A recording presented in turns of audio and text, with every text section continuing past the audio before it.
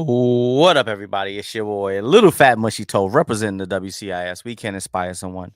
OPP only promote positivity. Shout out to Waterbed Head. Shout out to Uncle DV. Shout out to the whole WCIS community that's all about unity. How y'all doing tonight? Hopefully, everybody's feeling good.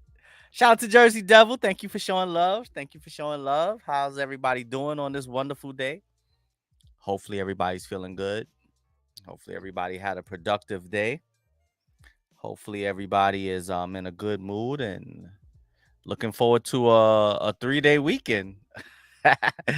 Get ready for that 3-day weekend for everybody. We gotta have that got a little extra day off, Shout out to Memorial Day. So I hope everybody had a wonderful day today. Thank you for joining the show. For everybody who's gonna watch this on the replay, make sure you hit that thumbs up, hit the notification bell, and subscribe to the channel. All right. So, what are we going to get into tonight? Last episode, we talked about, let me just give y'all a recap. Last episode, we were talking about what's dividing men and women in 2023 and how the roles in relationships have been changed, altered, turned upside down, reversed. I mean, the traditional ways that men and women usually would court one another seem to be fading into the background. It doesn't seem as if marriage and family are at the forefront anymore, and I think it's definitely hurting. I mean, me coming from the generation that I came from, I could see where it's really, really hurting men and women. Even men and women at my age, it's still kind of hurting us even at this point, although we weren't raised this way. We weren't raised to, you know, we weren't raised a relationship is 50-50 and asking, the woman, what are you going to bring to the table? And asking the man, if you don't make this certain amount of money, I don't want to have anything to do with you. That's not how we were raised. Even, I mean, I'm not saying, I mean, I'm old, but I'm not that old. I'm old, but I'm not that old. But I know that that's not how relationships were. I know that there's exceptions to the rule, but for the most part, relationships weren't really like that. Two people love one another. Two people like one another. Two people love one another. They get to know each other. They court one another. They go on dates. Get married, have children, move in together. It doesn't necessarily always go in that order, but now it's like everything has to be up front. Like, I gotta find out. Everybody has like a trust issue. Like, I gotta know up front what I'm getting into, or I don't really care about what I'm getting into because I know I'm not gonna be here for that long. And I'm not knocking anyone who goes about seeking companionship that way, but I do believe that is detrimental. I do believe that it's hurting us, and it's hurting some of us more than others. So now, on this episode, since the last episode we were talking about what was dividing us, I want to talk about this time around. We could talk about some of the things that can help pull us back together. What are the things that can help us become. Let me hold on. Let me make sure I turn this music. Okay, I did. What are some of the things that could help us become closer? What are some of the things that can help heal a lot of the wounds and a lot of the hurt and a lot of the trauma that a lot of us are walking around with? What can we do to help heal it? What can we do to help bring us back together? How do you go about courting a woman? How do you go about pleasing your man? How do you go about planning a date? What is it? What even is a date anymore? Like, like dates are still wonderful things, you know. It's not just about, yo, let's just hook up and chill. Like planning a weekend getaway, planning a vacation, truly enjoying your partner's company. See, I think that's where a lot of the problem comes in. I feel like a lot of people don't truly enjoy their partner's company completely, you know. And I think that is it's a product of not truly getting to know your partner as a person. You know, it might be fun when you partying together. It might be fun when you're getting dressed up and y'all looking cute and looking nice and looking sexy and looking handsome and taking pictures and, you know, driving in a nice car and on a nice boat. All of that is fun and it's stimulating. But what about in the quiet times? What about in the boring times? What about when y'all are not doing anything but just sitting there watching TV, eating popcorn? BX the Great One with your Rudy Poo candy. What up, BX? How you doing, bro? What's going on, man? What's going on? Yo, how you feeling, bro? You good? I'm happy that you're here tonight, bro. How's everything with you? Um, yeah, like what are we doing in those quiet times, you know, when everything isn't exciting, when everything isn't as stimulating, you know? Are we still enjoying each other's company at that point? Are we still are we still head over heels? Are we still stimulated even if we're not physically doing something? You know, sometimes a person's presence, you know, just having that person as a presence can just make you feel good, can make you feel better, you know? So I think that that's definitely something that we need to get back to is getting to know the person, getting to know people, looking beneath the surface. Because with all of this altered reality, you know, people can take a picture, they bring in, they bring in dead celebrities back to life so they can do new albums. They literally taking celebrities' voices and making new albums, and it's almost like, look, reality is starting to fade. You know, we have to hold on to the reality, at least hold on to the reality of love and relationship and God, you know, and togetherness and the things that really matter. What up? Ashy Larry's in the building.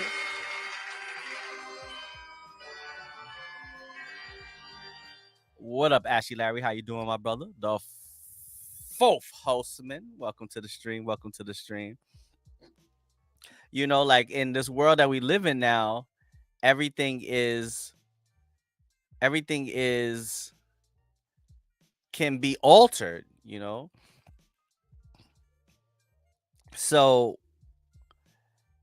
how we have to hold on to the things that are real, you know. And when someone, you know, when somebody really loves you, you know, when someone really cares about you, you know, when someone's truly putting forth the effort to make sure that you are taken care of and they have your best interests at heart.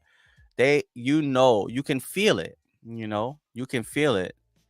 And you have to find what's true because in this altered reality world that we living in, so many things can seem to be true. It can look true. It can look good on the surface, but once you get up close and really get to know the person and get to feel their energy and hear what they have to say and understand their point of view and their morality and their uh their perception, you know, then it could be a completely different scenario that you've gotten yourself into.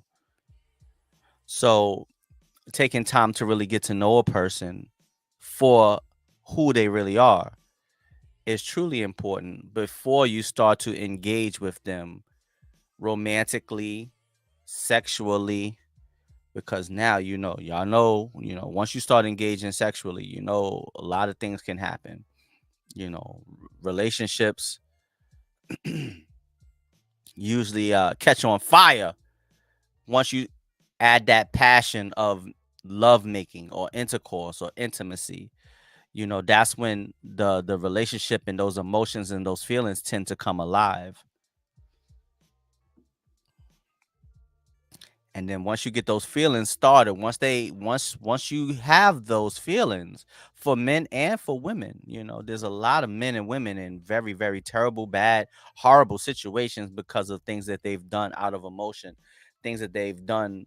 They may feel like they did it for love, but I don't know what kind of love that really is, because first and foremost, you got to love yourself. So if you put yourself in a situation where you're doing something that can harm yourself or harm people that you love, and you feel like you're doing it for love, then that tells me that you don't love yourself enough, because you're caught up in the moment, you're caught up in the emotion.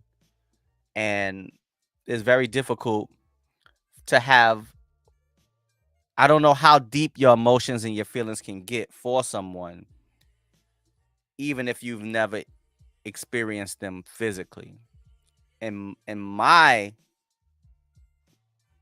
experiences, that's usually when the relationships become more serious and become um more crucial and critical on so many different levels. All right, let me go ahead and add this into the.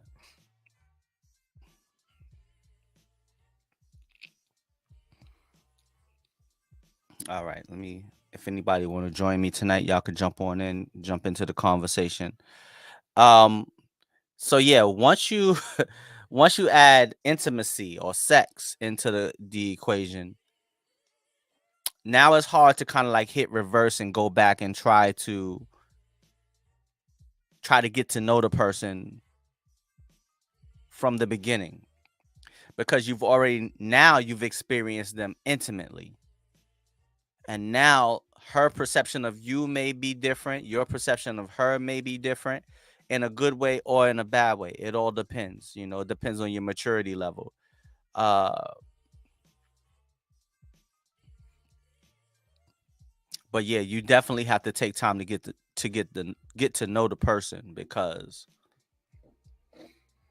you don't want to be sleeping with a stranger. And I mean that literally, and I mean that, you know, but on a deeper level also. You don't want to sleep with a stranger, because you can find yourself in all types of terrible situations if you do that. So once you get to know the person, and then you find that chemistry, uh you find that connection that you and the other person, your partner, are looking for. At that point, it should come easy. You should never have to. I never understood, like, when women says, "Yeah, when I met your father, we didn't get along. I didn't really like him, and he kept trying and trying till eventually he won me over."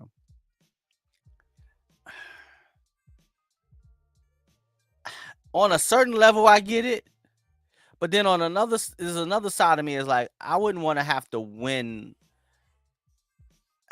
I don't. I don't want to say it's not healthy. For me, I'm not gonna speak nowhere in no way in whatsoever. I'm gonna speak in general right now. But for me, I don't feel as if I don't want to ever have to win somebody over. I want the connection and the feelings between me and that person to be mutual. I shouldn't have to convince you that you should be with me. I want you to want to be with me before we even get to that point. I want you to be able to see there's certain things in me, certain things about my character, certain things about my personality, certain things about the way I carry myself, certain things about the way I treat people, all people, that you are all already naturally attracted to. If I have to try to convince you and win you over, and that just don't work. That don't work for me. I know it's been successful, and I know a lot of people, especially women, may criticize what I'm saying. But I truly believe it's better for a woman to pick the man that she wants than the man to try to convince the woman to be with him. Because if you have to convince her to be with you, then that means that there is something about you or something about her past, something about you that she's not comfortable with, or something about you that reminds you of her past, or something about her past that she hasn't gotten over. And all of those things. My man Cheating Death is in the building. What up, Cheating Death? Welcome to the stream, my brother. God bless. God bless. How you doing tonight, bro? How you doing tonight? I hopefully you feeling good. Something about you that's just rubbing her the wrong way, you know? And if you have to convince her and win her over and get her to like you and do all of these things, I feel like you're gonna always that leverage that she has over you is going to that leverage that she has over you is going to continue to permeate throughout the relationship or throughout the marriage. And I don't think that it's a good vantage point for men in general. I know that it can work. I know that it has worked, but for me, I know that that's not really what I like. You know, I need to make sure that if you want to be with me and I want to be with you, the feelings are mutual. It's a two-way street, and we're both bringing value to one another. I don't want to have to prove that I'm bringing value to you.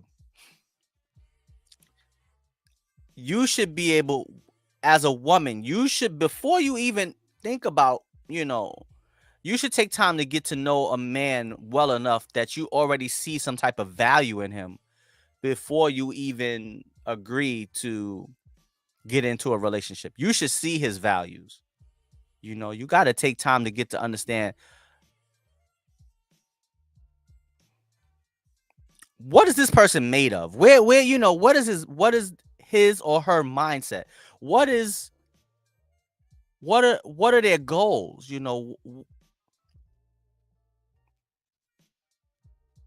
What how can the two of you complement one another? I've never asked anyone that in my whole life, but it's a great question to ask even on a first date. How do you feel like we complement one another?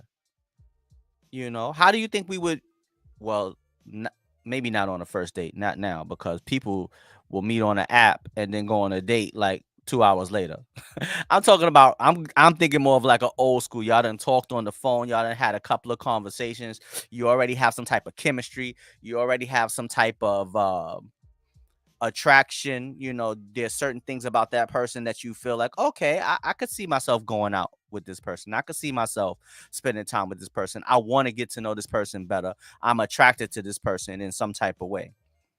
So you should see the person's values before you even go on a date. You should feel an attraction.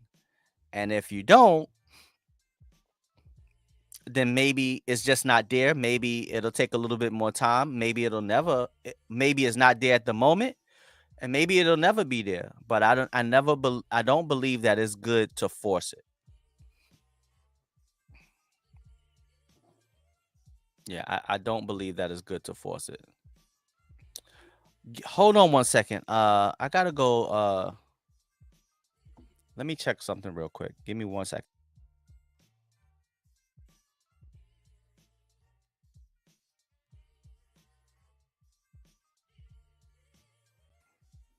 All right, I had to fix something on my phone real quick.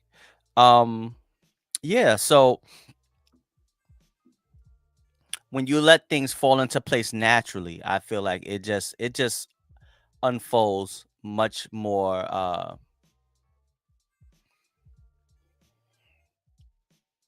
It unfolds for both people mutually instead of one person trying to put forth all the work and all the effort. And don't get me wrong, women are wonderful, women are beautiful, women are so important to men that they are definitely worth putting forth the effort and courting but I don't know. It's just something about me. I feel like it shouldn't be forced. Me personally, I wouldn't want it to be forced. I need I just don't think that it's a good scenario for a man when you have to. Those stories always make me cringe when I hear them. Like, yeah, I had to convince your mom to marry me. I had to ask her about 5 times, and she turned me down. And then I showed up at her job, and then all right, bro. Like, I respect your effort. I respect the consistency, but it kind of makes you come across as an option too. Like, I don't know. Let me wait and see if something better comes along. Okay, I guess I'll give him a try. Yeah, you ain't nobody never have to worry about giving me a try. Yeah, I'll give him a try. Hey, no, you ain't got to give me. You ain't got to give me a try. I'm good. Don't worry about it. So, for the people in the comment section, uh, what are some of the things you feel like can help bring men and women closer together? You know, what can help us? We talked about what was dividing us. Now, let's talk about what can bring us closer together. Uh, and I think that like I've already said, one of the most important factors is time. Giving people time to really get to know each other, because we all know in love there are no guarantees. You can be with somebody for years on top of years on top of years, and it still won't turn out right eternally. It doesn't mean that you're going to be together forever. But at least you could walk away. If you have to walk away, at least you could walk away and say, I did my due diligence. I tried my best. Traditionally, you want to get to know the person, get married, then become intimate, and then have children. But we know in 2023, not too many people are following that blueprint. I think that would be the best blueprint.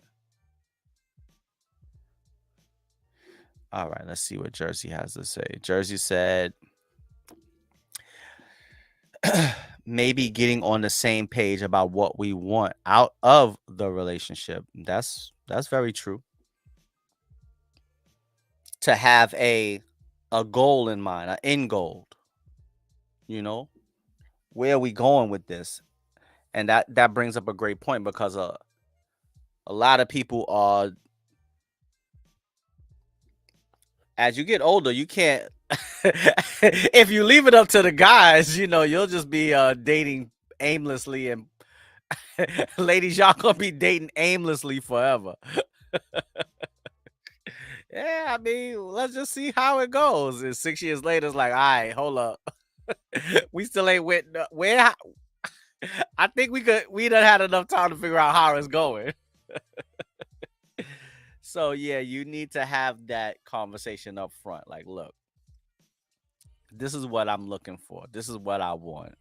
I see, I'm attracted to you. I like you. There's things about you that I'm very interested in getting to know better, you know.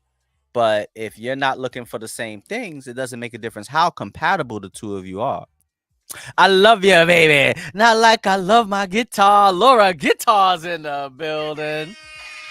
What up, Laura? How you doing? Welcome to the stream. Welcome to the stream. Hope you're feeling great tonight. God bless. Thank you for joining. All right. We're talking about what are some of the things. Last episode, we were talking about what was dividing us as men and women. Now we're going to talk about what we need to do to help bring us back together. Seems to be like this war going on, and it's really sad. It's really, really sad. I don't like the state of I don't like the state that we're in.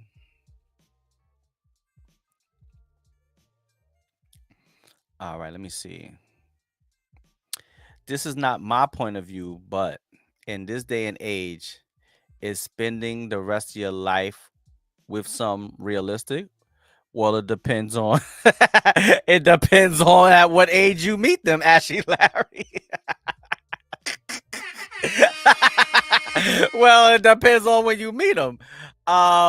If you meet them in your 20s, yeah, you probably not gonna stay with them for the rest of your life. It's not realistic.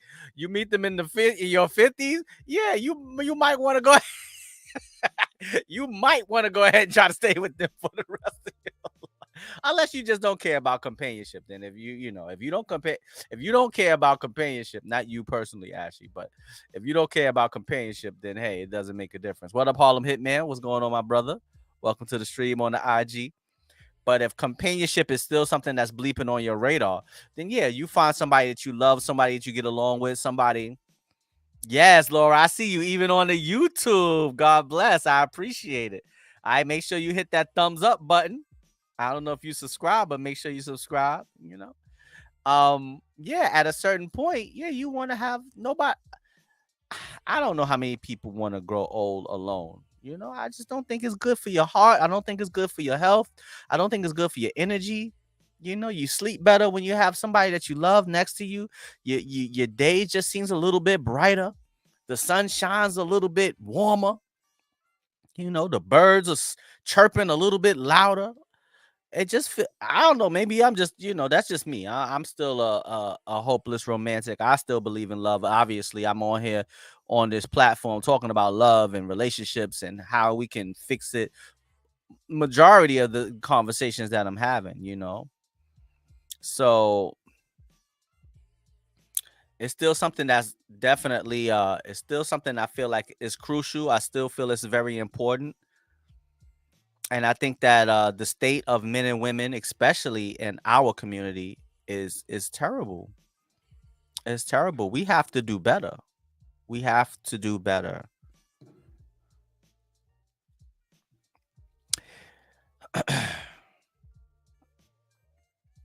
Yeah, if you can count and depend on one person for the rest of your life, that would be great. Well, you can count on them. You should be able to count on them. And you want to depend on the person. Absolutely. But ultimately, you have to depend on yourself. You- I think I think it should be a codependency. I think it should be both people depending on one another instead of one person depending on the other, because now that creates the equilibrium is off. I feel like you have to depend on one another, and that person is dependent on you, and you depending on them. And especially as you get older, you have less and less people to depend on. So as you get older and you still have someone by your side that loves you, you have somebody by your side that loves you and you love them. I think the dependency between one another will keep you together, because just think about how many elderly people are in, nursing homes or in hospitals, or Lord God bless, they out on the streets or just living alone, or not being loved, not being taken care of. Uh I'm pretty sure that they would feel a little bit better, probably a lot better, if they had their partner or a partner by their side. At least I know for me, I love doing things as a team. Like I don't mind doing things individually, but when I have someone by my side that I know that they're dependent on me and I'm dependent on them, it just gives me more motivation. It makes me want to work harder. It makes me want to do more. It makes me want to try to become better every time that I'm around that person. I don't want to let them down. I want to give them the hope, the faith, the motivation to keep going and moving forward. So I just think as human beings, we definitely all become better when we have a good partner and great companionship. I just believe that we're better people when we're when we're involved. I just feel that way. And I think the media and the music and everything is doing everything in its power to tear us apart, you know? They're doing everything in their power to break us down and tear us apart and keep us fighting, pitting us against one another. When deep down, the only reason why this is such a hot topic at all times is because deep down in all of our hearts, we know as men and women, we are one, we were created for one another. Number two, there's a yearning within us. If it's no longer there, God bless you. But at one point, I'm pretty sure it was. Maybe life has left you jaded. Maybe life has left you disheartened.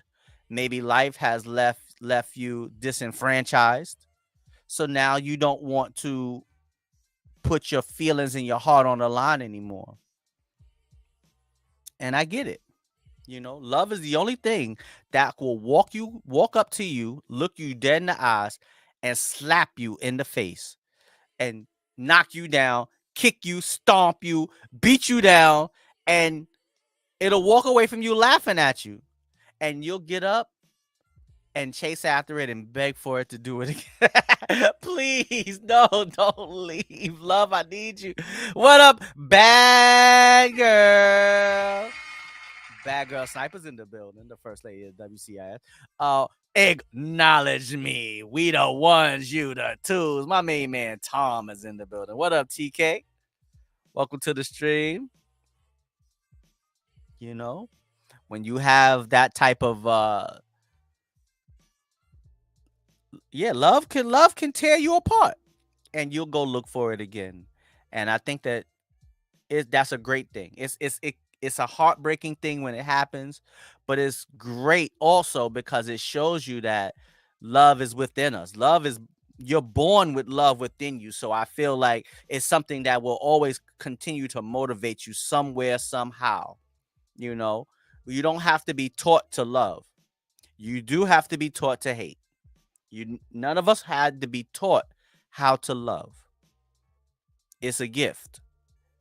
No one taught you how to love. And if anybody can sit and tell me, yes, I was taught how to love, I would love for you to explain it to me, because I believe love is within you. You're born with it. It's innate.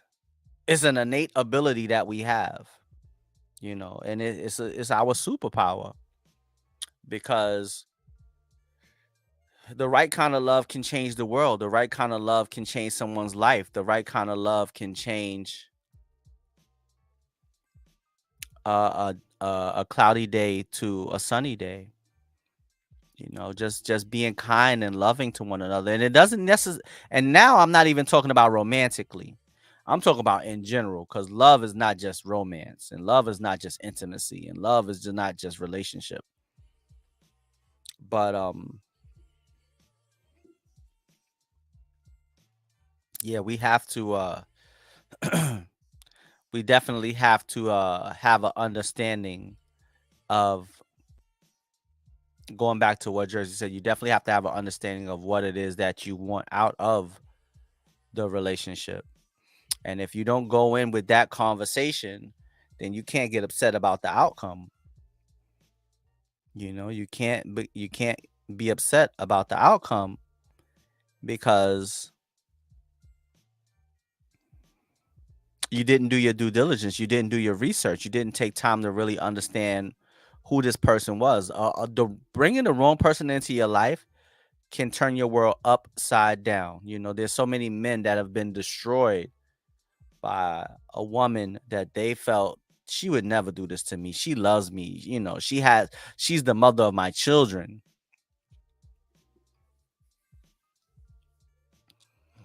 And they were left devastated. They were left devastated. And vice versa. There are women that have been left alone, holding the majority of the responsibility that was created by two, but now has to be carried going forward by one. And it can leave you really jaded. I get that. But I think we have to remember that love didn't do that to us.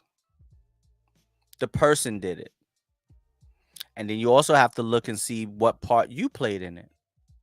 If you did everything that you could possibly do and you did it the right way, you know you did it the right way, and it still turned out wrong, you should be able to walk away and say, you know what? Although I didn't get the results that I wanted, I put forth my best effort and I could walk away with my head held high. And I'll be able to deal with whatever life throws me after this relationship, this marriage is over. If you know that you tried your best. Not to say that you need to be perfect. Not to say that you're without fault, but to say that you were present, you were involved, you were invested, and you put forth the effort to make sure that that person, you were generous with your love, you know, to make sure that that person feels as if there was no one that they would place above, that you would place above them, you know? And if a person feels, if you know that you did that, and you could really look yourself in the mirror and honestly, you know, when you're sitting quietly alone and you know that you really put forth your best effort,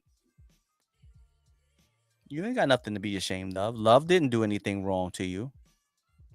It's that person's loss. That person is going to realize that that type of love is very, very difficult to replace, almost impossible.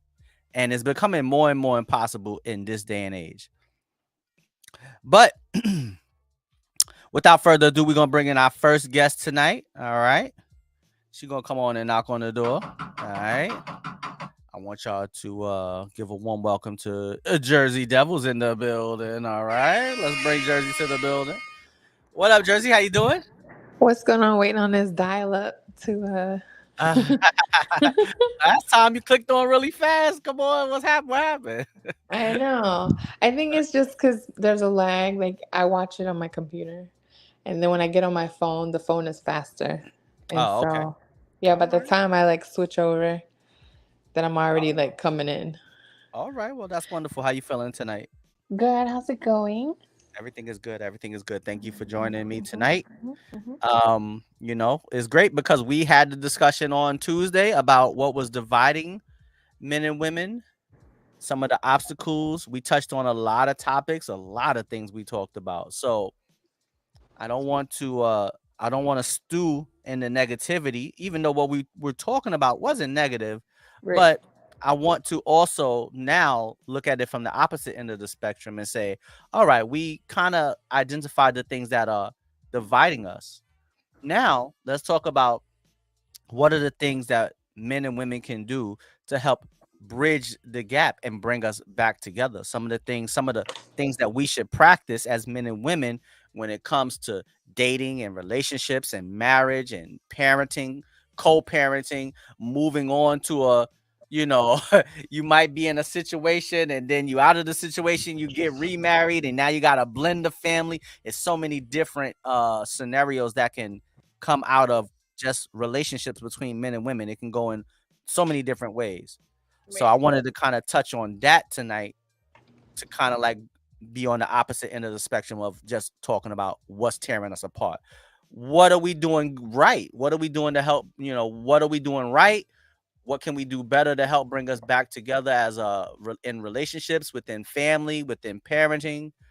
That's what I wanted to talk about tonight.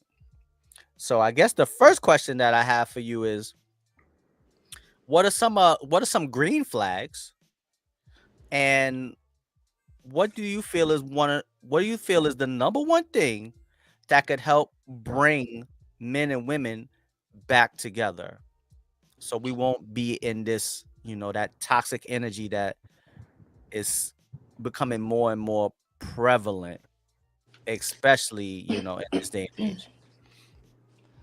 Well, I think what's happening now is an interesting shift. I think before we were emulating what we've been seeing through our family, parents, past relationships.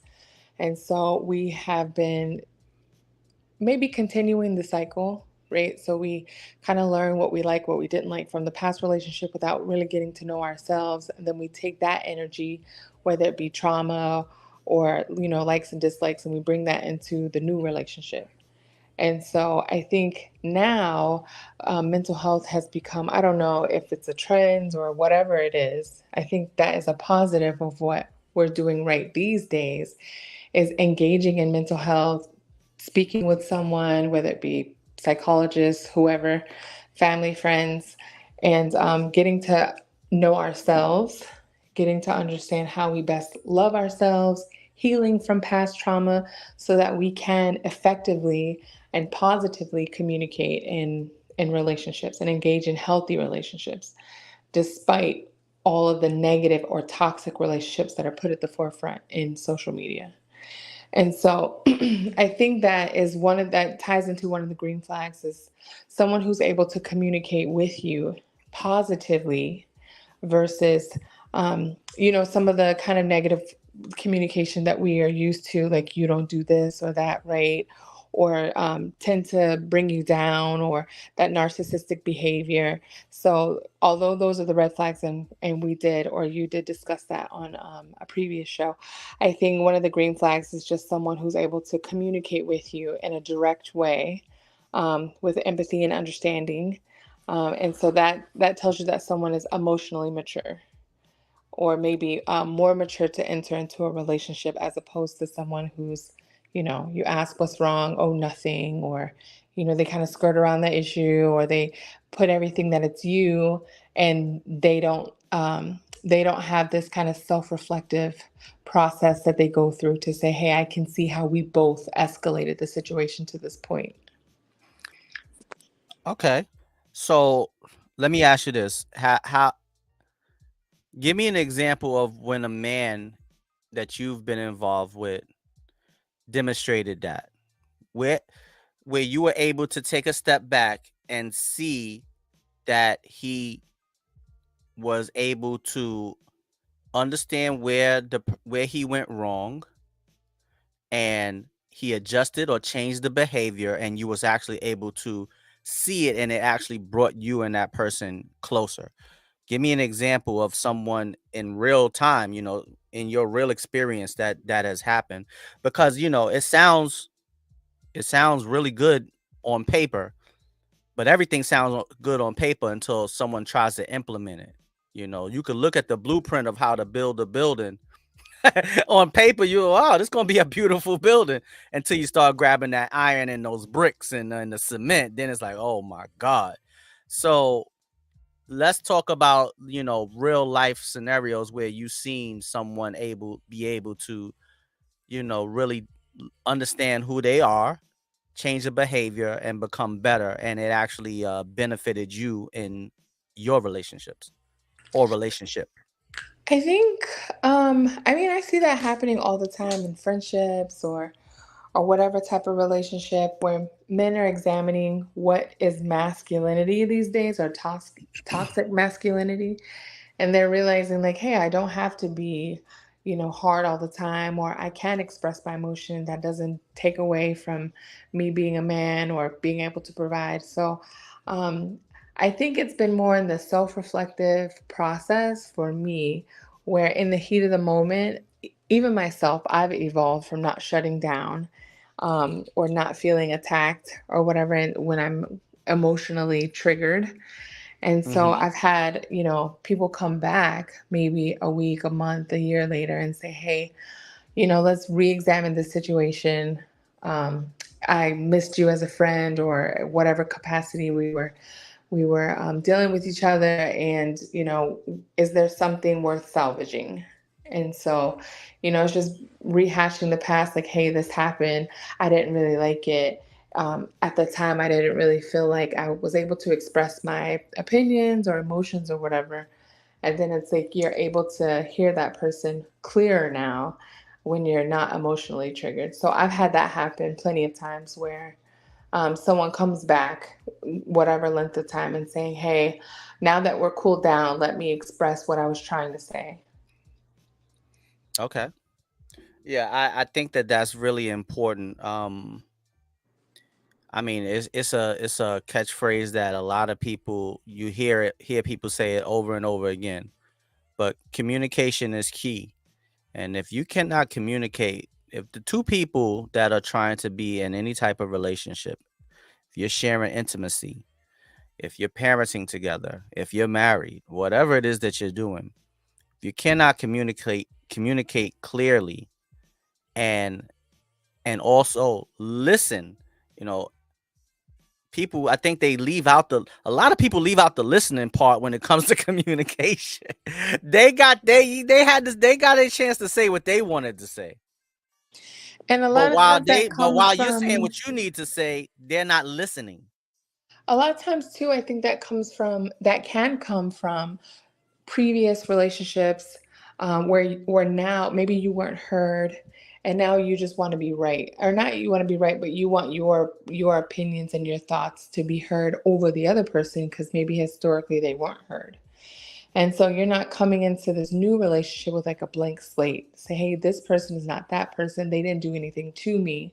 So let's communicate healthy ways with each other. Now it's, you got to repeat things over and over again, or you want to be right because, for whatever happened in the past, you weren't getting that peace. So now you just kind of go to the extreme in this relationship while the other person is like, why are you so emotionally triggered right now? Right. Like, what is going on? They got you so keyed up. And Right. so that's the part where it's like, I think now people are starting to engage in some more mental health awareness where it's like, hey, there are things that I haven't dealt with. And so maybe I should deal with that first before I engage in another relationship because I'm repeating the same behavior or I'm getting the same outcome. And I really don't know why that is. Right. And usually the answer is staring you right in the face Right. The every time you common look at it. denominator. Yeah, you're looking at the answer to the problem, and you actually have the solution with you at all times. You're ignoring it. You're not taking time to really. Sometimes you have to read your own fine print. Sometimes you have to read your own fine print. And one of the things that I think that people are doing more so, I see a lot of women being much more assertive. I may not always agree with how it is communicated, but I'm the type of person where I can subtract the way it's communicated with the end result and the practicality of it. And I see a lot of women now kind of like going into relationships saying, uh, okay, where is this going though? Right. And although as men we may not like that, cause it's like, damn, let me get to know you. But as a man, come on, fellas, we know when we want to get to know a woman, we want to get to know her inside and out. Inside And first, outside last. yeah, you sometimes it's inside first and outside last, or inside first and outside whenever, you know? And that is not going to work for most women anymore. And I could respect it. I understand why a lot of men don't like it, but as a man, I could respect it. Wait a minute. Before we even get into all of this and get into all of that, I like you and we cool and everything, but we got to figure out which direction we're going to go in before we even get in the car and put the key in the ignition and get on the road. I need to know where is the destination. And I feel like a lot of women are really trying to figure out where the destination is going to end up being before they jumping in. I see that. I like to give credit where credit is due, and I do see that. There's a lot of things I see going on with women that I'm like, I don't agree with. But I do agree with, all right, yeah, but where are we going though? Like what direction is it supposed to go? We're not just gonna be sitting having fun for 3 years, 4 years, 5 years. And I respect that. I can understand why it would get on a younger Tovi's nerves. I was like, look, we just met each other. What are you talking? But Right. I understand it now. It No, took me people to not get trying to have their time wasted. And right. I and it's not the understand it. sense of like, hey, I'm looking for marriage. Do you want to get married? It's, hey, is marriage for you even on the table? Are you looking for a serious and committed relationship? And are we working towards that? Or are you looking to have fun right now? Are you looking for something temporary? Like, at least get on the same page from the jump. So at Right. least if it doesn't work out, at least the other person was open, or is thinking about marriage or thinking about long term, or are they more short term? Hey, let's not put labels on it type of thing. And then Right. listening to what that person is telling you instead of trying to interpret what you think they mean, or maybe I can change them, maybe I can wait it out, I can wear them down or wear her down. If they're Right. telling you this is not what they want right now, and if that doesn't align with you, then sometimes we have to take some accountability and say, hey, they told me this, but I wasn't listening at the time. A lot of times we feel like we're the special one. We're the one that can change their minds. We're the one that can we have the reality stone and we can just, snap our fingers and change it. But yeah, you're right. If a person tells you, look, this is what I'm looking for and this is what I want, if they have the honesty and the wherewithal and the transparency to tell you like straight up, respect it. And if it doesn't align with you, walk away, you And know? some women, because we are emotional, and I can't speak for the man's side because obviously I'm not a man, but some women feel like, oh, well, he says this, but because he's having sex with me, because he's spending time with me, he's texting me, then maybe I'm changing his mind. Or if he does it enough, I can change his mind. Where I feel like, and I've heard it expressed, men don't mind you being a placeholder. And then we're wondering, oh, well, if I gave you my body, I gave you my time for all of this time, and then you're telling me every day you don't want nothing serious. Then you turn around one day and pick so and so and make them your girlfriend, and then you get engaged, get married. What was wrong with me? Meanwhile, he was telling you, but they don't mind you being that placeholder until they find what they're looking for. Right. And I think that once that happens to a woman, the first time it happens, that is the first step in the wrong direction where women start to go down that path of I don't need no man, all men ain't ish, because yeah, he was in the wrong. And then on the flip side of that, a lot of times you don't want to hold yourself accountable for the part that you played. So then you blame, instead of taking accountability, you also blame the part that you should be placing on your plate, you also put on his plate. So now you double pissed off, Right. Like he instead of told saying me, we both he's played a been part. telling me, he's been showing me. Right. He may not have been telling you, but he's definitely been showing you. Yeah. Because if a man wants to be with you and you are allowing him access to your life, your time, your body, he really wants to be with you, he's going to let that be known. If he feels like, nah, she's a really good woman and I cannot sacrifice because a good woman is in high demand. Right. So you have to realize that as a man, you have to realize that you are in competition at all times.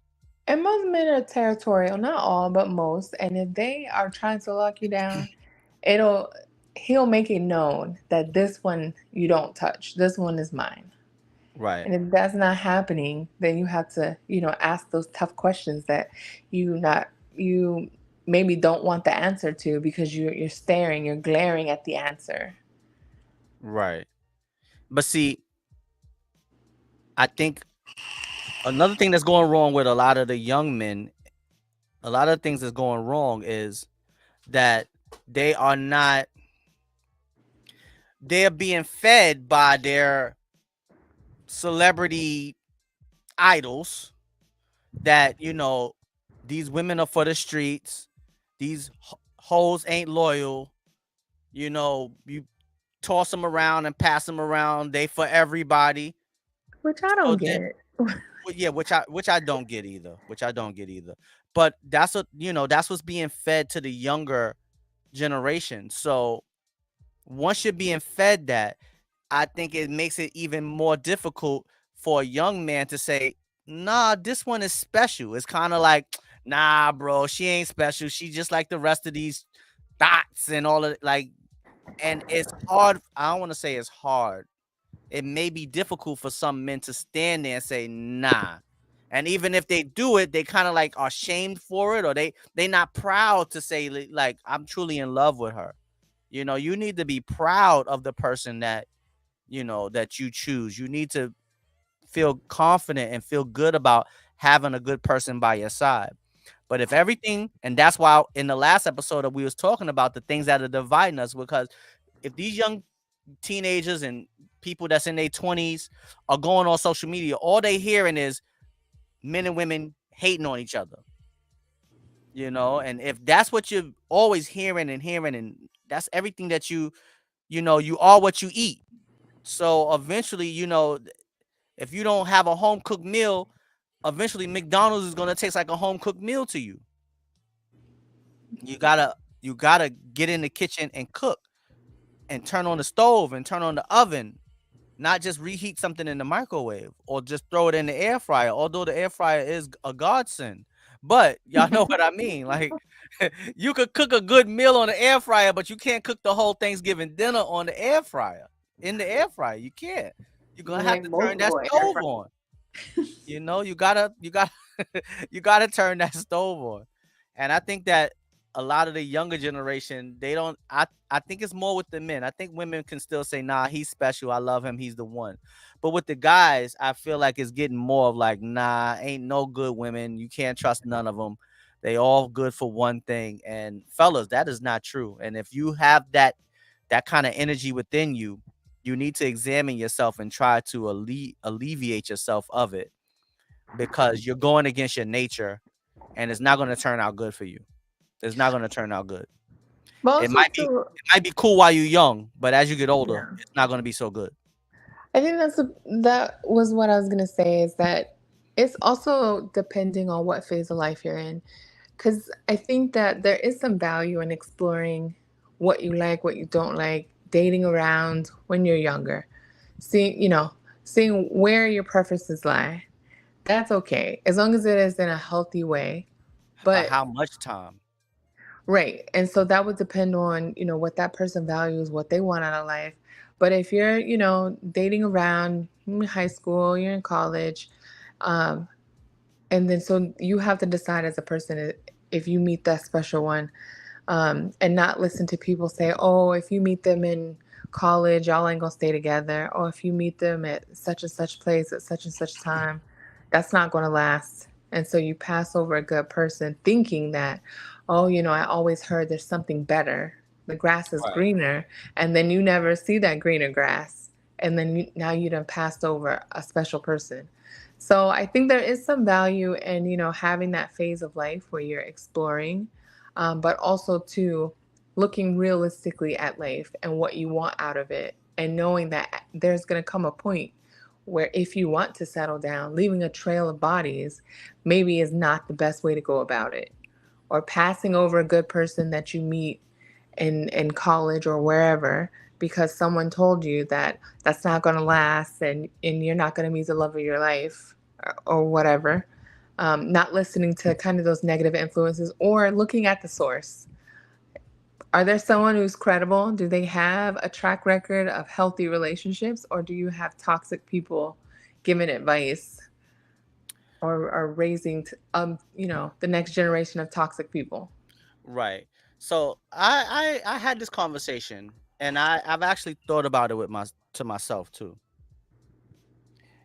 Can someone who's had a lot of failed relationships be qualified to give relationship advice? If you if Absolutely. Absolutely, right. So it doesn't necessarily have to be, well, you're not married, so you can't tell me anything about marriage. Like, because if you failed, if I failed 10 times, then I'm the best person to tell you what to do not to fail, because I've lived it, I've done it, you know. So, like you said, you got to realize who you getting the advice from. But I feel like a lot of people are just caught up on, well, you ain't married, so who are you to tell me anything? But if that person has had a failed marriage, they still have credentials to tell you. They still have some wisdom or some advice to give you. Right. And also too, I guess, like, to clarify, well, the point you made was valid too, but also if the person who's giving you the advice is living a different lifestyle than what you have imagined for yourself, then you want to check the source. Like, hey, okay, you're not married. You don't ever want to get married, but this is something that I want. Maybe I shouldn't be listening to you telling me to run through women or run through men or whatever. So just Actually, checking that source of saying, hey, do your values and goals and lifestyle align with mine? right. But actually, you know what's really funny? I think it is working in reverse. I think there's a lot of celebrities are telling the younger generation, don't get married, be independent, but they're married. Right. It's like, Like what? they telling you to stay single. You don't need no man, but they going home laying in the bed with their husband and their children and their family happy as can be. I think that was funny because, not that I'm like I listen to Beyonce or anything, but I remember when she put out a record that was kind of along the same lines, and then women were coming after her saying, "How are you telling us to be single when you sitting up here married with kids? Like we're not trying to listen to that type of music or that type of message from you. Like you telling us how to stay single, but you married." And so that was Right. the first time that I've seen like that type of backlash of Right. I don't think she somebody. received the backlash when she did it. I think she received the backlash later on when people actually woke up to what the hell Right. is really being fed to us. Right. Like not in the Cardi B will moment. tell you, I don't cook, I don't clean. But she does cook and clean. She does. Absolutely. She got a Absolutely. whole like blog series of her cooking and cleaning and making lunches for the Exactly. kids and Yeah, cooking for Sierra her said man. you be a strong, independent black woman, but and you don't need no man, but she got relationship goals. Who You did? know? Huh? Who'd you say? Sierra. She Oh, made a song. Yeah, she made a song about be independent, be strong, you can stand on your own. But she's also a whole married woman with a yeah. family, a blended family after that. She was, like she should be the last person telling women not to go out there and try to find a good man because God blessed her enough to find a man to step into her life and Mm. take care of her, his child with her, and another man's child. So Yeah. she should be the number one advocate for men. She She did. should never have a bad word to say. She made that song level up. That's what she did at the future. But I get what you're saying. Yeah, that was crazy. And You then know? you have people running around talking about they don't cook and they don't clean, but then it's like, um, that's all she does for her man and her family. Well, that's not all she does, but she plays her She role definitely in plays her that part. marriage, Yes.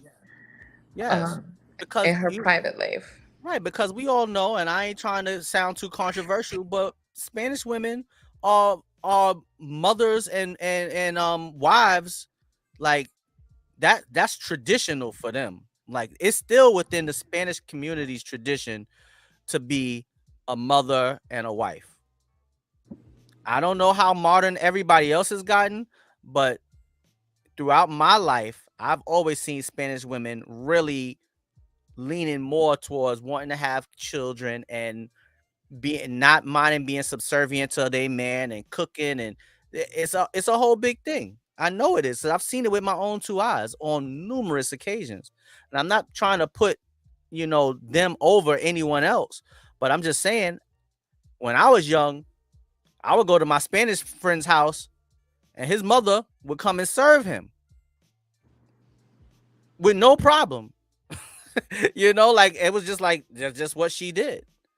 But also too, like, and again, not trying to create competition, but when you look at the history of the different type of ethnicities, we don't see the type of disruption in like the Asian community, Hispanic community, um, that we've seen in the The Black black community. community. Yes, And I mean, so, if we're gonna talk about it, we could go ahead and talk all the way about it. Let's be honest. and We know what it is. We know, right, and you so know, there is a strategic um, plan on all fronts to disrupt the Black household and to create absolutely. competition between men and women and to see each other as the op and not as a teammate. And Exactly. so that type of disruption is not seen in other ethnicities throughout history. There's a, don't come into this country, but What we up, New don't Balance? see we don't see um, external forces or country going into these places and disrupting the family dynamic as we've seen in the Black community. And so that has carried forward. And now there's still this competition of, you're not my teammate, you the op, and I gotta one up you at all times to have that upper hand. What up, Pep Daddy? Daddy Pep, what's going on, my brother? Welcome to the stream. Absolutely. That is absolutely true. And it may sound controversial and it may make people a little uncomfortable, but it's true. It's true. And I'm not speaking from opinion now. It's true. You look at the numbers, you can see that it is true. The black family is losing. The black family, I'm gonna say it again. The black family is losing. And We are even so when, self-destructive. yeah, So self-destructive. You won't go into other ethnic groups and hear them making TV shows. And I mean, see them making TV shows and hear them making music about killing each other and selling drugs to one another. And if other ethnic people are making that type of music, they also are selling it to us. They also feeding it to us.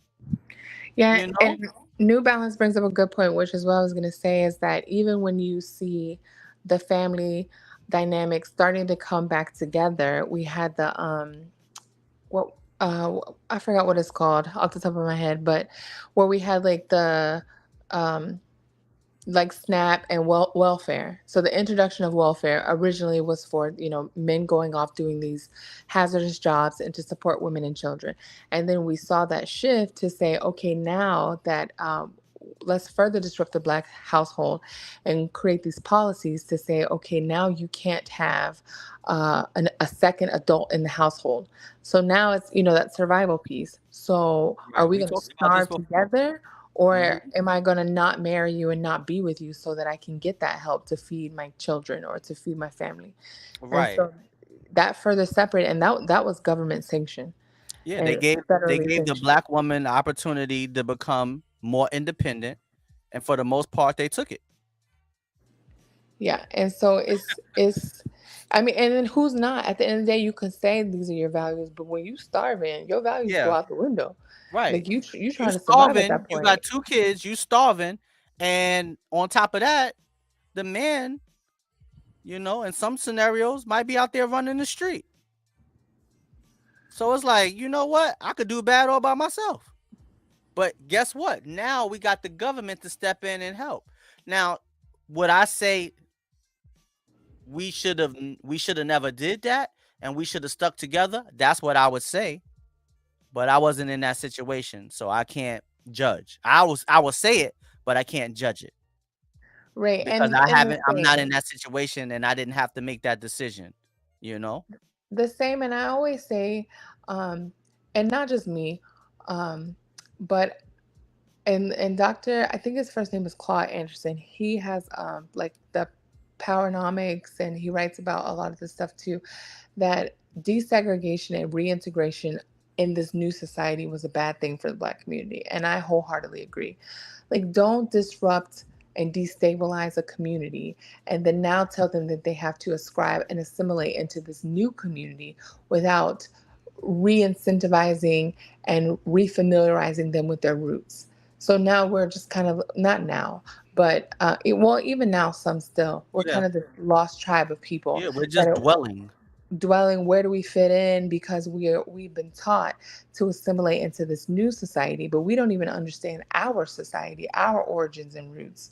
And so I say that's, in its inception, that desegregation and reintegration was a bad idea without some type of um, that refamiliarization with our roots and our practices and our original religion, right? Because we're monolithic as a people.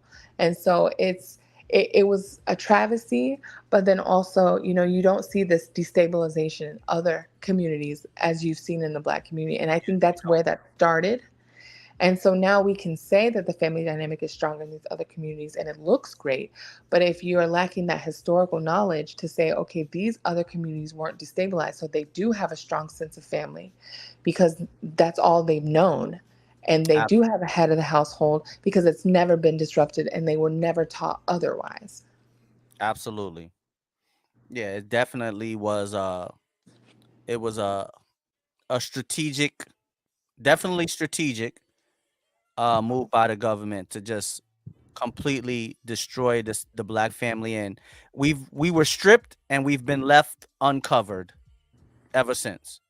And the shift to, to de-identify yourself as African and to now re-identify yourself as African American was also a detriment to us because you would also see like, oh, the argument, well, other ethnicities here in the Western world are independent women and all that.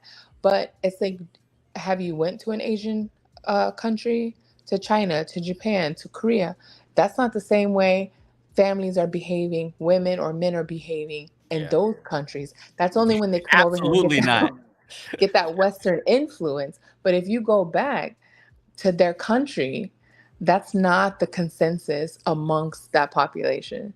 Right. You cannot get away with the shenanigans that you get away with here in the United States if you go back to your homeland. It's not going to be tolerated. You actually might be punished. I'll say that. I'm just going to leave it at that. You might end up getting punished for some of the things that we see going on in these streets here in America. That if they tried to pull that in other places, yeah, it would be consequences and serious consequences. New Balance says, honestly, if it wasn't for welfare and food, I'm assuming food stuffs, Oh, food stamps. food stamps, Yeah. there would be okay. Welfare and food stamps, there would be more deadbeat mothers than there are fathers. Let me think about that. If it wasn't for, I don't agree. I uh, think I think let me really think about that. the If they took introduction of away welfare in the taught the black family. in the black community, they implemented the wealth. If they took that away, yeah, I mean, I'm not here to say if it would be more or less, but it would definitely create a problem for a lot of single parents. And in the black community, most of the single parents are women. So yeah, it would cause yeah, it would destroy a dynamic that's been going on in the black community for years with people receiving government assistance. Yeah, I don't agree with whether it would be more or less. I don't care whether it would be more or less, but it would definitely hit the single parents really hard if they took away all government assistance. And in our community, the single parents are usually the women And by choice or by circumstance. Who's to say? I would say that would be the case in some instances, but I would counter make some points that if we have children and maybe, we're in love or whatever, but we're starving together, there is less of an incentive for me to rely on you and for us to come together and figure it out as a family if I'm having this other shinier um, opportunity over here to say, hey, we'll give you assistance, but this other adult can't be in the household. So now I'm not looking towards my men, the men in my community, my man, my husband, boyfriend, whoever, or other men in my community. I'm looking outwards for the assistance to come in. And so I think that's what further, well, not I think this is factual information that further divided the black household and the black family to where now if a person got pregnant, they're not putting that pressure on the other individual to say, hey, let's figure this out as a family. It was an easier out to say, hey, let me rely on external factors or external agencies to provide for my family. And I don't have to make it work. I don't have to be subservient or rely on a man or depend on my partner. I can, it's almost like today where it's like an easy out. Like, I can stick it out with you, or I can go over here, apply for this, and get some assistance. Right. Exactly. And you make valid points. But usually, if you're receiving assistance, it's because you have someone that you need to take care of, and you're not able to take care of your child because you have to stay home to take care of the child, so you can't get up and go work every day. So No, it's well, most now government it's assistance is for somebody. I mean, some people get government assistance if they solo, but mm, I'm don't get me wrong. I have not crunched the numbers, but just common sense would tell me that if you're applying for assistance, it's usually because you have a family, have children. I think Would you agree with that? maybe that is what it started out, but now they look at the poverty line. So if there's a range of income earned for single, how many kids you have or dependents, whether you're married or whatever. And so now they look at the poverty line. So even if your kids are in daycare and school or whatever, if you make below a certain amount, then they assist you up to what is the cost of living for that state or that city or whatever. It's normally that state. And so, um, I think there's just, and again, this part is not fact. This is just my opinion. But when you have, you go after the women in a community, and then say, hey, why give in to these men when you can be independent, and we'll help you be independent of them, and we'll give you this assistance. So that to me disrupted the household, because now I don't have to rely on you. I don't have to figure out what you need. I don't have to care. If I get pregnant, then I can completely disregard you, kind of cast you out. And now this broken home are raising broken children. Not to say that, single parents raise broken children, but my traditional view is you need a two adult household, a two parent household, to get the best possible outcome, especially if you have children of the opposite gender. And so Right. it, and so it just further created that, hey, we as women don't have to help raise our men or help uplift our men, or see them as our teammate, because the government is stepping in saying they're our teammate. They're going to give us this money.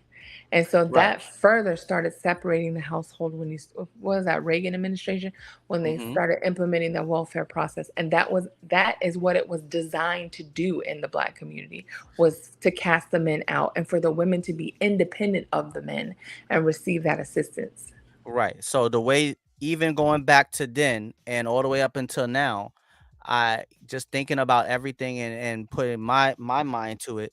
The best way to counteract that is to not go around as a woman, not to go around and have a lot of children with all these different men, because then you wouldn't need the assistance.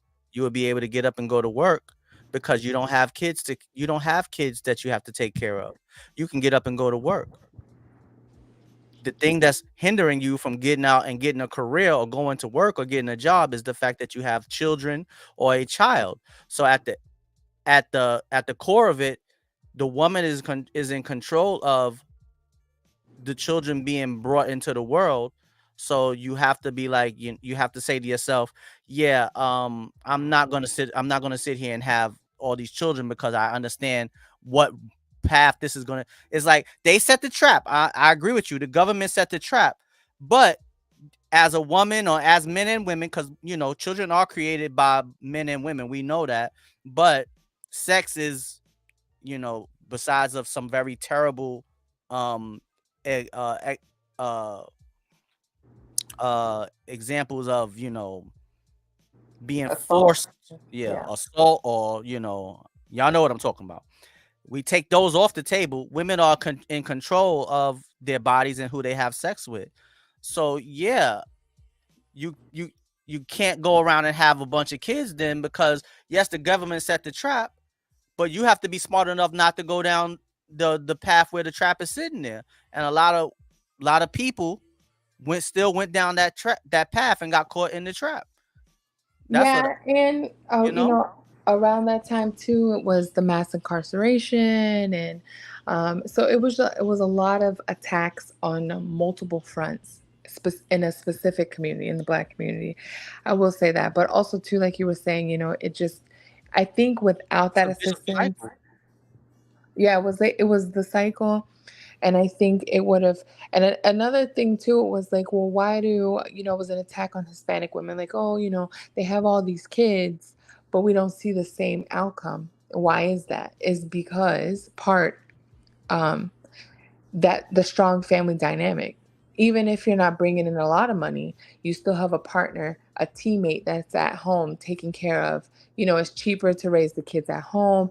You make do with what you have, and there's that strong family dynamic that's going on. So even when you try to attack Hispanic women for having all these kids and whatever else, then it's like, well, why isn't their family dynamic affected as Right. you And have so in the family dynamic isn't affected as badly because the right? family structure and the family unit is sticking together even though they had to face adversity and hard times. Right. And so I feel like that is where the division that's not where it started, but here in the Western country in the U.S., after slaves were freed, etc., set aside systemic oppression and systems, right? That's where it started. But to come back together, we had to start seeing each other as teammates, wanting the same Right. goal instead of like the competition or the Exactly. opposition in some cases. Yes, that is very true. And that is still plaguing us to this day. It's like we don't went to the past, we don't went to the past, and it still circles all the way back around to what we were originally talking about. And I And think some of that burden lies on some of these public figures that we thrust to represent our community, which still blows my mind. Whenever you have like a president or a political figure and they're coming to the Black community, the first thing they do is go to the church or they go to the well known entertainers. And it's like, well, what messages are these entertainers putting out? You have married couples still singing about being single and burning down his car and sleeping around with women. And it's like, but they're married. But these are the messages that are being put out through their music, but it's right, not being played out in their personal lives. you got And Cardi B so, on Hot 97 telling you to go out and vote. right. And it's like we we're creating this power, this like false sense of power that they have, which isn't a false sense. And it's like we have to be as a community more selective to the people that we give all of our money to, which gives them in turn gives them the power. And then I'm putting out these messages telling our youth to go out in clubs and strip and do all this stuff. But then now, you look into their personal life and here they are cooking and cleaning and vacuuming the floor and making the kids lunch. And it's like, wait a second. I thought you was just telling me, you Mhm. know, And also, let's not forget, also they not having children until they were married. right. Let's add that to the list for Miss That's Cardi B also. crazy. But she's telling the black women and the Spanish women and any other woman that'll listen, she's singing up and down about her wet ass kitten. That's But she like, got married and then had her children, like a or good even traditional woman would usually do. even like Nicki Minaj waited till she got married. Well, I don't know if Exactly. she was married, but she was engaged to oh boy, and I believe they got married, and I then she had her believe they're son. married now.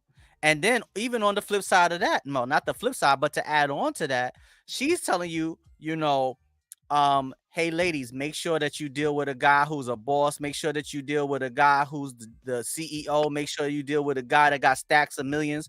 And she went and married and have children with somebody that was straight off the corner. But she's telling you to only be with the boss, the president. But she went and picked somebody that was straight off the corner. Right. Somebody that I could go outside right now and go meet and see somebody just like Nicki Minaj's husband right now. He not you know, not And nothing prestigious, nothing CEO or president or noble or anything about this guy. It's just a street dude from around the corner. right. And New You Balance know? said like how Jay-Z and Beyonce had Hillary Hillary Clinton come on stage at one of their concerts. Didn't she pull out hot sauce? Or was Yeah. that a different that hot sauce. Yeah, Come on she did now. pull out hot sauce on one of the radio shows or something. She said, "I keep hot sauce in my." Yeah, come on, Hillary. Girl. So Um, it's yeah, just we completely, interesting to me. we kind of got back to full circle of what we were originally talking about, though. Is about what we can do to help bring us. What up, crazy lunatic? Um, And say just highlighting the people who are putting out positive messages over the people who are, continuing to perpetuate these stereotype lifestyles that are not benefiting anybody. And right, so, and they're not benefiting anyone, and they're not even living the lifestyles that they are promoting. right. And You I know, think it's no longer you going what up, out crazy rapping lunatic? How about, you doing, bro? the thug life or the street life. Now we're seeing it like women, oh, this, that, and the third.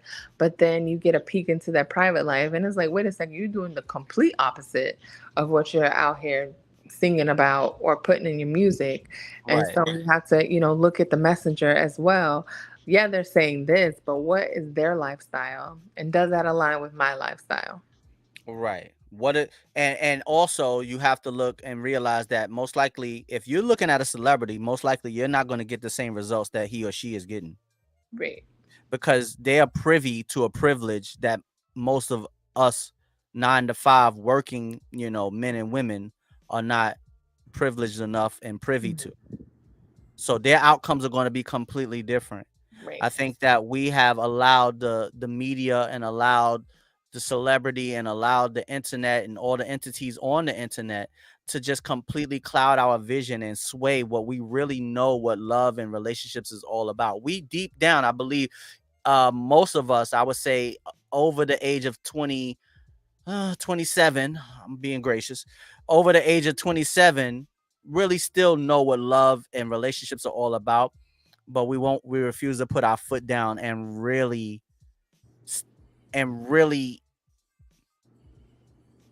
fight for it and go for it and stick it out and because at it may be a little tough at the beginning, but you'll prosper in so many different ways in Right. the end. It's not about how you start, it's about how you finish.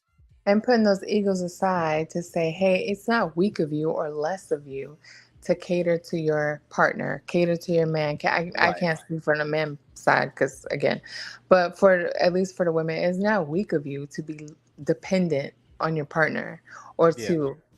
to be subservient in healthy ways to your partner. That's the person you say you want to spend the rest of your life with. Why do you want to spend your life with the op? Like that makes no sense. And Right. so It doesn't that's make any not less sense. of you to want to cater to him, to want, to see his wants and needs and build your relationship together. And even, like you were saying, it could be hard because now you have everyone, mom, Everyone. grandma, media, everybody singing about these independent lives and all that. And here you are, thinking, oh, you a simp now because you doing this. Like that doesn't make you a simp. That And makes you deep down, somebody. you know what? Deep down, men still is, and I believe this for women too, but I'm gonna speak for men because I'm a man. Deep down, men still want to do nice things for their lady. They still want to treat a woman like a princess, even though or a queen. You still want to make her feel special because if you're a real man, I think that that is at the core of your masculinity is being able to take care of yours. Take care of yourself, take care of yours, take care of your family, and make sure that you can keep peace and protection around the people that you love. I think that at the core, that's somewhere in most real men. So we still want to provide. It's in us. But now it's kind of like you fighting against yourself because everybody's calling you a simp for treating your woman special. And then you fighting against a woman because she may want to just submit to you, but all her friends are also telling her, girl, get what you can and just get up out of there. Don't fall in love. Don't be with him. Don't you he probably if he's doing this for you, he's probably doing it for somebody else. It's like you gotta, I think we started off saying what we could tell people to do to help bring it back together. I think cut out the outside noise. Yeah, that's a good one. cut out the outside noise. Like become the same way you as men and women, we are laser focused on becoming successful and getting to the bag. Be that same laser focus when it comes to getting to your husband or getting to your wife and making sure that your wife and your husband and your family are provided for correctly. And And like it's New not just Balance, because you putting pictures on them. I mean, putting Jordans on their feet and dressing them up cute and putting pictures on Instagram. That's not providing for them correctly. yeah, Giving them an environment with a mother and a father in uh a loving environment where people can communicate and there's no yelling and screaming and there's no music being played that's damn near soft porn and it's like you gotta create a sanctuary for these children because you see the outcome that is happening when the sanctuary is not being created. We're starting to see the outlandish outcomes that we're getting from it now. yeah. We didn't And New see Balance said back in the day, black or white. No, he said women catering to their husband and family was something to be prideful about back in the day. And he said back in the day, black or white, back in the day, women, black or white, they had a family first mentality. And that's what I was like, even, just to highlight the Cardi B, which I like Cardi B personally. Yeah, I think she's Just very entertaining. right. I like Has her a great entertainment, charisma about her. and I like her come up story of her resiliency, but at the same time, um, taking care of the household for women was a thing of pride back in the day, Not no and more. so, well, it's not no more publicly, Yeah, but and I noticed something interesting with Cardi B as well. She's Once we started getting a peek into her personal life, where we see her catering to Offset, she stopped putting out music. She stopped putting out that club type of music. And so while she does still put out music and is sexual in nature, but it's few and far between to what she used to put out, that street music she used to put out before. right, And so because she was now there's playing the character. I think she was right. just playing the character. So now there's a little bit like, oh, I'm music is coming soon, but I got to take care of my family. I got to take care of my kids. I got to take care of my man. And so Right, now we're seeing this disconnect. Oh, I thought you were saying this, but now we're seeing you do this, which is counter to what you've been saying. But now you're saying that, oh, yeah, I got to raise my kids, take care of my household. And that's why I haven't been putting out music. And so now it's not, that character is not serving you because we're getting a peek at what's been going on behind the scenes. And you don't want right, to affect that brand. right. And that's the problem, and that's another problem. We have replaced love with attention. We've replaced loyalty with money. And those two things are in great detriment to finding real love and real relationships and family because we know attention is a drug, and once people start to get attention, you could turn on YouTube, you could turn on TikTok, you could turn on anything where people are able to post themselves, and you'll see that there's people do damn near anything for attention, good and bad, but more negative because you get more attention for doing something negative than you do for doing something positive, And and it I can think become a that's the drug. case. That's the case when, to circle back to say what we can do. I think just highlighting too, or just reiterating, thrusting those positive people. The only time I see, and a point that you made earlier about Russell Wilson, the only time I see him talked about in a positive way is when he'll do something positive for his blended family, for a future son, for Sierra's son, Sierra and future son, and then I think they have a kid together. But Yeah, they have a child together also. when he does something positive, then they call him corny, they call him a simp, and then we see Future now being highlighted. So like, oh, what is he doing? Or we're looking for that response. We're looking for that toxic communication between the two, or these subtweets or whatever. And it's like, why isn't those positive role models or people being thrusted forward? Why do we only reference good men? And I don't know him personally, obviously, or I don't know their personal relationship, but at least from what I see, he seems like a stand-up guy. Right. And so it's like, why is it when men do something positive, they're simping? or, they're corny. And so, like you were saying, that attention being a drug. So I feel like, too, just to circle back to what I said, the positive attention, or our attention, our time, our money, needs to go towards positive people who are putting out positive messages, either furthering um, family dynamics, not just in the Black community, but just furthering more positive messages, or how we could Exactly. come together, or maintain the household, or role models, or, this is what a positive interaction or relationship looks like. Right. Like, do people realize when I was growing up, probably first of all, when I was growing up, love songs didn't have curses in them. You know, music is a huge influence. That's why the politicians and the government go after the musicians, because music is such a huge influence.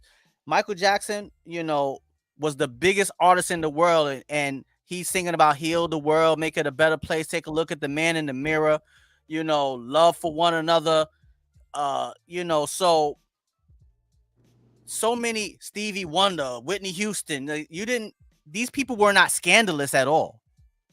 Now Michael Jackson, no, he got into some scandals, but we ain't gonna get it.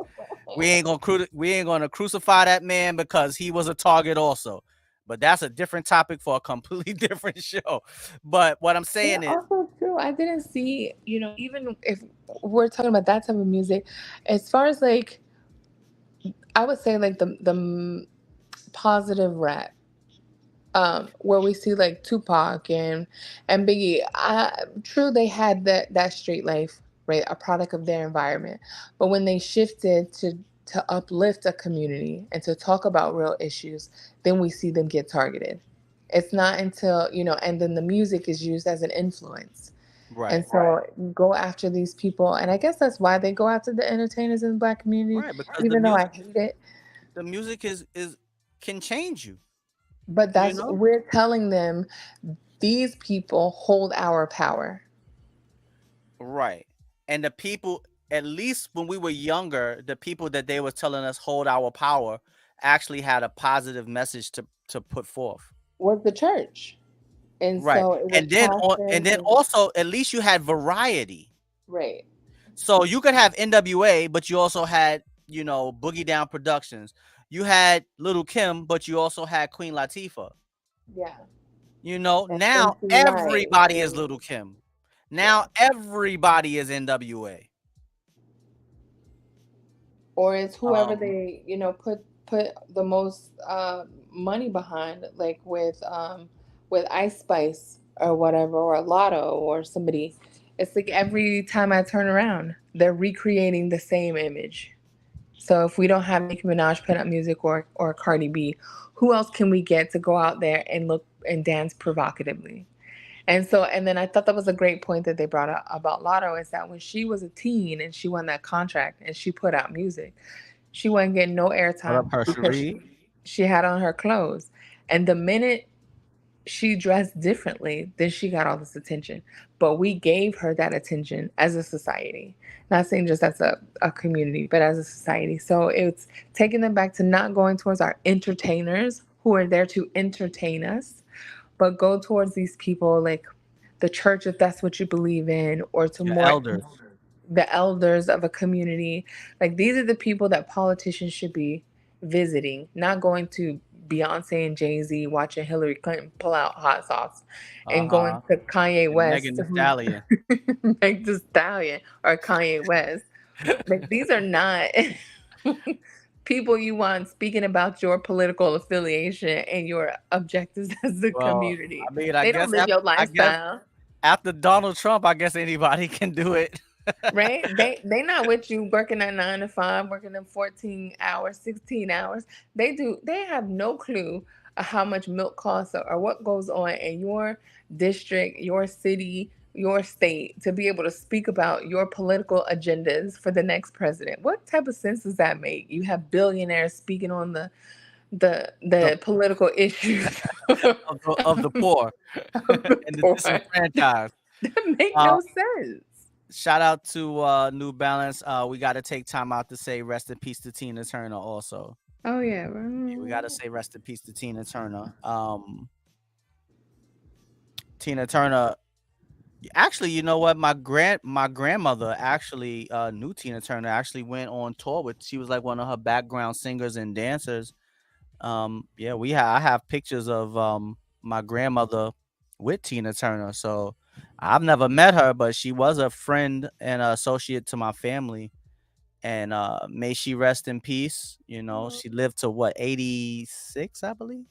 Was it 86? Anybody in the chat? Let me know.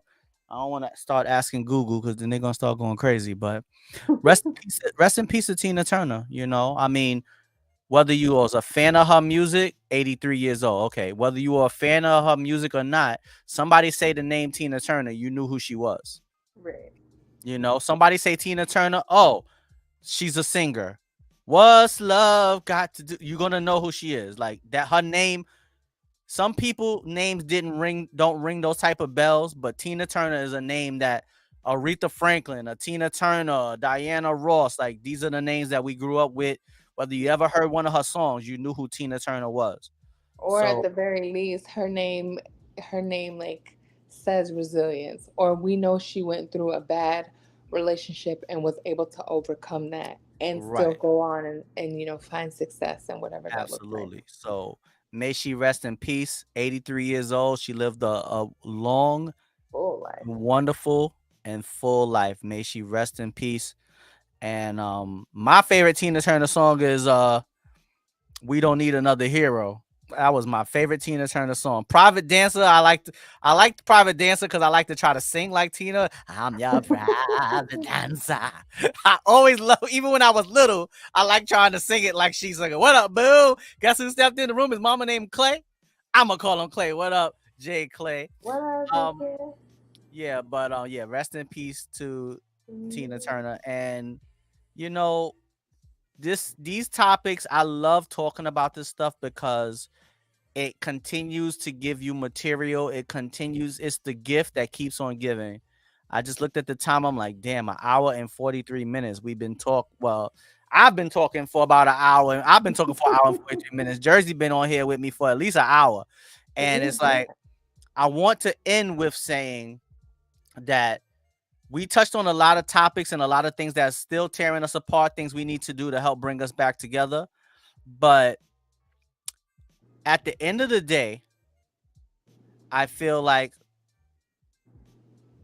we need to, we as men and women, we have to reevaluate ourselves, get back to the core values of who we are, which is if you don't want to have kids, you want a partner, you build together, you're stronger together than you are apart.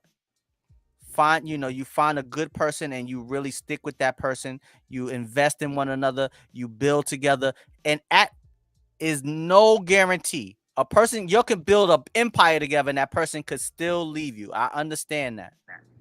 But it will be much more difficult for that person to walk away from you if y'all been investing for 10, 20 years together. right. Invest in one another. And like Jersey said, stop looking at each other as as the young kids say. Stop looking at each other as the opposition to one another.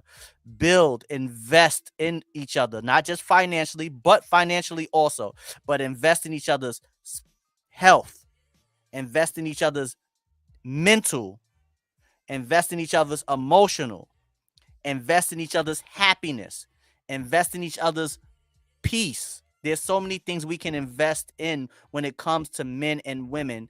And instead of looking at each other as we're opposition and looking at each other as competition, we should be investing and getting back to the things that we're born with. We're born with love. We're born with morality. We're born with, ethics and scruples and knowing right from wrong. We know right from wrong. Right. We know all of these things. So when you find a good person, give them a chance. Don't do them wrong. Do right by them. And you never know. You may spark that energy in them to make them do right by you, man or woman. But we have to start to invest in each other. And like Jersey said, stop looking at each other as the op, looking at each other as competition, like we were talking about on the last stream. And and for those of us who believe, walk in the footsteps of the creator.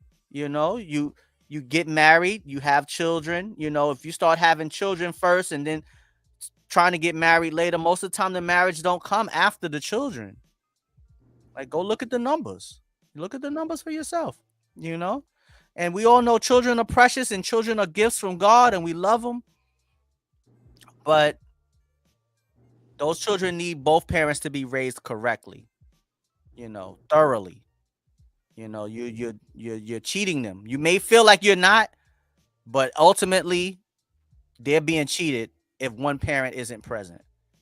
So invest in one another, and the more you invest in somebody, I just believe the harder it is for them to walk away. We know love doesn't have any guarantees, but if you took time to I sleep on my bunk bed. I built this bunk bed with my hands. I'm gonna keep it for the rest of my life. You know why? Because I put a lot of investment into this bunk bed. Right. I built it with my bare hands. So I'm not just gonna be like, oh, I'll just buy another one. I'll buy one that's metal and I'll just throw this one away. Even if I want to replace it, I'll keep it because I invested. I built it by myself. So now imagine if I built it with somebody. We would both be like, yeah, we need to upgrade, but we can't throw it away. We built this together. Yeah. So anytime you build something with someone, it's harder to walk away from it. And it takes time to build. You can't get Thanksgiving dinner out of the microwave. So that's my parting words. Although many have tried. Many have tried, but don't invite me over for dinner. At all. Your stomach will be bubbling.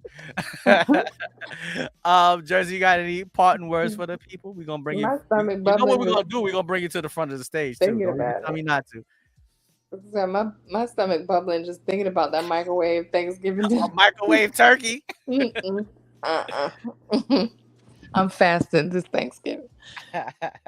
Um, no, I think what you said was spot on, perfect. I would only add is that we have to um, really engage in some self reflection and some self accountability in a lot of these circumstances. And, not if you're married or if you're trying to get married or if the goal is married or to be engaged or long term relationship or whatever type of relationship that you want to have, we should take accountability to what we are consuming, who we're investing our time, our attention, our finances to, and promoting, and seek out those positive influences that are engaging in the lifestyle that we want to live in a positive way or in a healthier way. And so, if and that's a hard thing to do, is to point the finger back at yourself, for anybody, regardless of how mature you think you are or not. It's hard to do. And so it's okay. I say I want this, but what have I been doing to move towards that? Or what have I been engaging in that's been hindering me? Right. And so, I would say that, that was my parting words, is just, everyone would benefit, I believe, in some self reflection and just taking some honest accountability and looking at the lifestyle you say you want, the goals you say you want, and where you currently are in life and how to get to where you want. And are the people you have in your life, in your circle, in your surroundings, are the people that you're giving your time, attention, and finance to, the power to, are they living the lifestyle or talking or preaching or singing or emulating the lifestyle that you want? And then Absolutely. separating those influences from what is supposed to be pure entertainment, for the laughter, for the emotional piece, for the entertainment value that it is that it was intended for. Right. A lot of And people are being taught by right, entertainment. forgetting that it's entertainment. It's Yeah, not thinking, not realizing that entertainment. a lot of the stuff that you see, most of the time, you don't really see someone being real on tape unless they don't know that they're being recorded. Right. So I agree with Jersey 100%. Uh, Ladies and gentlemen, men and women, Work at your relationship the same way you work at your job or work at your career. You Okay, know? the as bad as you need to keep them lights on and that internet on, that's as bad as you you Yeah, need to that's be as bad as you're working. gonna. But you know what? It'll be a lot easier to keep the lights and the internet on if you have a good partner in your life. Right. It's But that's easier. not That's working. what people don't realize. Work at your relationship the same way you work at your job or your career or your degree. Work at your relationship the same way because you want the job and the degree and the career so you can help keep the lights on, get a nice roof over your head, get a nice car, provide for your children, make sure you're able to send them to college. Well, if you have two well in well developed, intelligent, functioning adults in love with one another, don't you think that that's going to create more abundance for your children and for your family and for each other? And know So that it takes hard work, just like with a job. It takes hard work and effort, and to show up every day, even when you don't want to, even when they're on your last nerve. Just like with a degree or with a job, hey, I know that I want this degree. I know that I want this to be the outcome. So I have to keep showing up every day, because the to not show up or to not put in that effort is going to put me in even a worse spot than what I started with.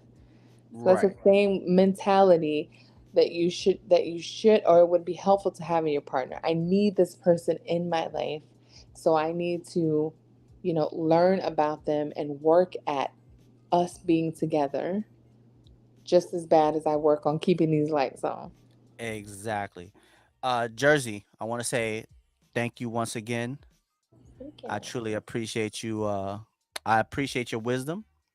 I appreciate your participation, and I appreciate you as a person and as a woman. Oh, A thank person you. first, person first. Like I said on the last show, appreciate a woman, but you appreciate her as a person first, y'all. Thank you so much for joining me tonight. I truly thank you. Oh, thank you. And I always message you afterwards. Thank you for having me in this space. And I love getting, a man's point of view. It takes the guesswork out of it. And so I appreciate being able to come on and talk about these things and ask the questions that I'm sure women want to know. I know I want to know. And so Exactly. it provides me the opportunity to get that material. So when I am counseling men or relationships, I have some insight to, hey, this is what I've heard. How accurate or not is this? So it helps me in multiple ways, but also, just helping speak about these things and highlight some things that we don't get to talk about in our everyday life as Exactly. people or as a community. All right. So everybody in the chat, thank you for participating tonight. I want y'all to have a wonderful 3-day weekend. Monday is Memorial Day, correct? Right? Yes. Memorial Day, right? Yes. Monday is Memorial Day. So enjoy your 3-day weekend. Uh, take time to remember those who have, fought for us, help protect us. Regardless of how you feel about the government, there are a lot of good and great people that have sacrificed for us to have the freedoms that we have. So at least take time to remember them on it's not just a, it's not just a Monday off. Remember those people and in memoriam. All right. It's your boy Little Fat Mushy Tove representing the WCIS. We can inspire someone. OPP only promote positivity. Shout out to Waterbed Hev. Shout out to Uncle DV. And shout out Whoosh. shout out to Jersey Devil. Don't forget the MD. And thank you to the WCIS community that is all about unity. All right. Y'all have a wonderful weekend. I want y'all to stay blessed, stay beautiful, but most importantly, stay positive. And until next week, peace out, y'all. I'll see y'all on Tuesday. Later. Peace. All right. Later, Jersey. Thank you once again. Peace. All right.